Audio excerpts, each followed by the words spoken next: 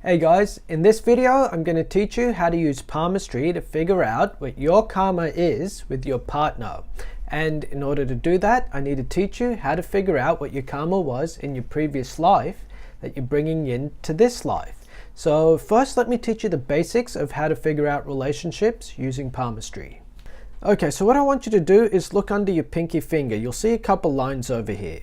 These are known as relationship lines, and in the olden days in palmistry they used to call these the marriage lines. So the idea is that the strong ones, that's your marriage.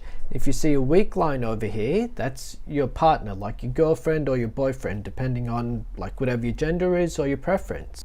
But for our purposes today, we really need to look at a couple variations here. If you have a fork on this line, that means that it's an unharmonious relationship. So that's a very basics of these relationship lines. But to find out where you were in a previous life, all you do is you follow this line to the back of the hand, or you just turn your hand around and you look at where this line is on the back of your hand. Now, is it thick or is it thin? And that same line at the back of the hand is going to give you clues on where your relationship was in your previous life. So let's have a look at a few examples of this. Then I think you'll start to get it. On this hand, we see two thick lines. This person has had two marriages. But if we turn this hand around, we can only see one thick line over here and a really thin line underneath it. That means her first husband was her boyfriend in her previous life. And her current husband, well, that's her husband from her previous life. So she essentially made a mistake marrying her first husband.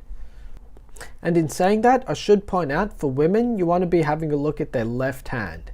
And for men, you want to be looking at their right hand to use this technique. This technique really is pretty simple in that sense, but there are a few variations that I want you guys to be aware of. For example, if this marriage line at the back of the hand turns into a fork, it means that you guys weren't happily married in your previous life. And if you have a line that sort of curves upwards, that means you renounced the relationship in the previous life. Either you left your partner or you went off to become like a monk or something like that. Just like at the front of the hand, those vertical lines that show your children in this life, well, on the back of the hand, that shows the children you produced from this relationship in your previous life. So this person here, for example, had one child in a previous life with this partner, and in this life she's going to be having two kids with her current partner. Okay, so let's have a look at another example. This is a picture I've put up a fair bit on this channel. This is a hand of a guy who married someone when he was a university student. And cut a long story short, she was from another culture and her parents didn't approve, so they ended up in getting divorced against his will. That happened when he was really young, but there's a second marriage line over here, and that's his current wife. So what's the karma over here? Let's have a look at the back of his hand. We can see his first marriage line is actually pretty thick at the back of the hand, and his second marriage line, that's very thin. What that means is that the first wife he had, the one that he couldn't really build his life with, he really did have that sort of soulmate type of connection with her. Whereas his current wife, that compatibility just doesn't seem to be there, at least in a karmic sense. And therefore, this person is, to a large degree, emotionally unhappy since he got married to this person. Now I want to show you guys another example. On this hand, you can see one marriage line. What you can't see though, because the picture isn't very good, is that there's a very weak relationship line just underneath it.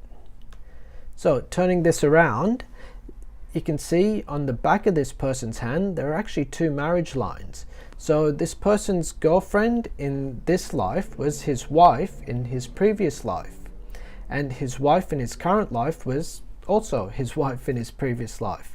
But if we look at this upward branch on the second marriage line here at the back of the hand, we can see that this person actually left that relationship in the past.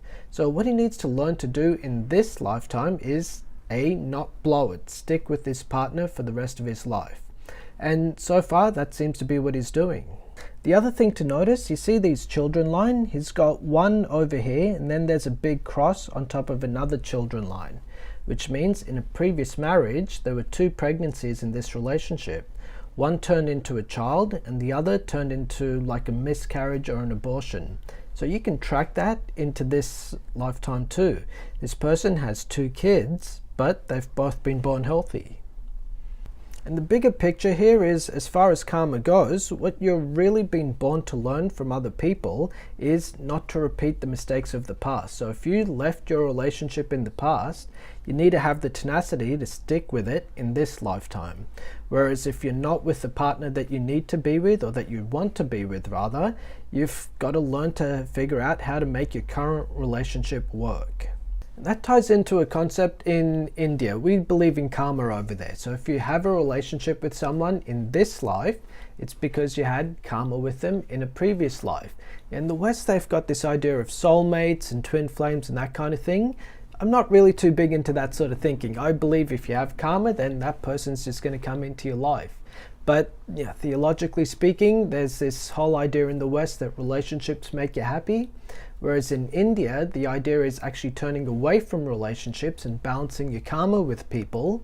That is what makes you happy. That's part of the big picture here, because when you do look at someone's hand to figure out compatibility for people, you need to make sure that they do have karma, something that's going to keep on binding these people together.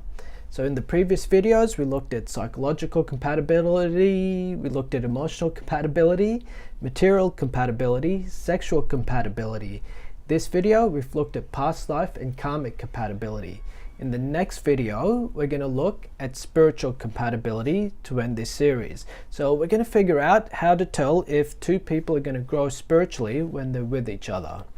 So if you do want that video, hit like and subscribe and stay tuned for that. Thanks a lot, guys.